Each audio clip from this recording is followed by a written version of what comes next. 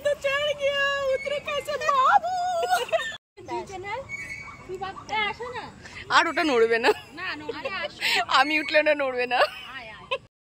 good afternoon বন্ধুরা আজকে ব্লগটা শুরু করলাম একদম দুপুরবেলা থেকে সকাল থেকে একদম সময় পাইনি কারণ আমি বিভিন্ন জায়গায় গেছিলাম একটু দেরি হয়ে গেছে আমি কিছু কাজকর্ম করছি পরে একদিন ব্লগ ধরুন আমি যদি বেঁচে থাকি সেটা খুবই ভালো কাজ পরে বুঝতে পারবে তো আজ মঙ্গলবার যেহেতু আমার বাড়ি নিরামিষ তার জন্য আমি কচুরলতি দিয়ে দেখো আমার সব কিছু রান্নায় কমপ্লিট হয়ে গেছে তো এখান থেকেই তোমাদের বলি কচুরলতি দিয়ে আর কচু দিয়ে ডাল ভাত রান্না করেছি এটা ওপার বাংলার রান্না অনেক ভালো ভালো রেসিপি দিয়ে থাকি মানে আমার ওটা হয়তো কপাল ভিউয়ার্স হয় না তো যাই হয়ে থাকুক কারণ ইউটিউব জুড়ে এখন নানা রকম সব কিছু চলছে তো সবাই চ্যানেল খুলছে কোনটাই বা ভাইরাল হবে করে নিয়েছি কুমড়ো ভাজা লাল শাক আর করে নিয়েছি সোয়াবিন দিয়ে আলু দিয়ে একটা তরকারি যেটা দাসের খুব ফেভারিট অবশ্যই ভাতের সাথে খেতে হবে তারপরে আমি দাসের সাথে বিকেল 5টার সময় খেয়ে দিয়ে একটু শুয়ে চলে গেছিলাম হসপিটালে আবার আমার ব্লাড টেস্ট শুরু হলো এই যে দাস তারপরে কিছু কিছু বাজার আছে তারপরে সব ওষুধ পাইনি মালুমচোতেও আমাদের একটা কাজ ছিল অনেক দিন পরেই গেলাম সেই কাজটাও করলাম তারপরে বিয়ানার গ্রাউন্ডে এসেছি দেখো বিয়ানার গ্রাউন্ড পুরো ভর্তি কিসের যেন ঝামেলা হচ্ছিল আজকে বিয়ানার গ্রাউন্ডে খেলা নিয়ে দুই তরফে ঝামেলা লেগে গেছিলো তো দাসের সাথে দাঁড়িয়ে একটু কিছু কিনে নিয়ে এসেছিলাম দিয়ে খাচ্ছিলাম দুজনে দাঁড়িয়ে মানে প্রচণ্ডই ভিড় দেখো যা বৃষ্টি খড়গপুরে বিশ্বাস করবে না ঝিরঝিরি বৃষ্টি ওটা কেউ পরোয়া করে নাই যে সব কিনে এনেছি দাস খাচ্ছে আমিও খাচ্ছি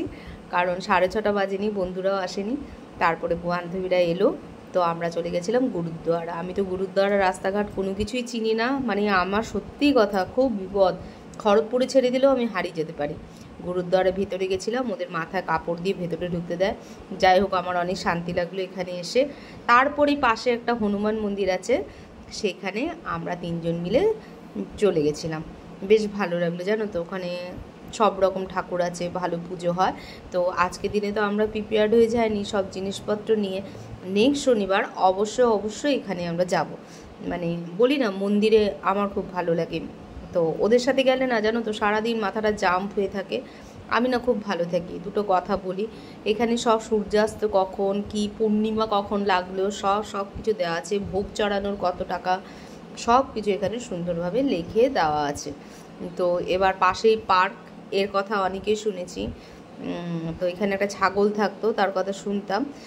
তো সেখানেই পার্কে মানে আমরা এখান থেকে বেরিয়ে সেখানে পার্কে আমরা যাব তাই জন্য সব কিছু ঘুরে ঘুরে ভিডিও করছি দেখো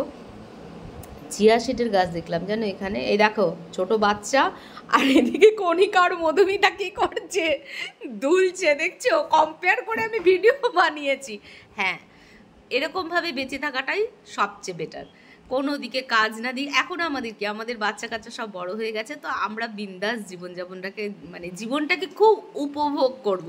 হ্যাঁ খুব আনন্দ করছে ওরা জানো আর এখানে পার্কটা দেখলাম বেশ ভালো মাঝে সাঝেই আসবো তো দেখো ওরা উঠে আছে এইবার এরা কি করছে দেখো এইবার নামতে আর পারছে না এবার খুব কষ্ট করেই নামছে মধুমিতাও মেয়েটাও ভালো জানো তো কণিকাও ভালো সবাই সবার সংসারে কাজ করছে ব্যাস জিম করে নিচ্ছে দুটাকে দেখো কিরকম জিম করছে মধুমিতা এক একটা সব কিছু দেখছে কিরকম করে হবে দেখো দুদিকে দুটো বসেছে দেখেছো খুব আনন্দ হয় জানো তো আমাদের বিকালবেলাটা এত ভালো কাটে বিশ্বাস করো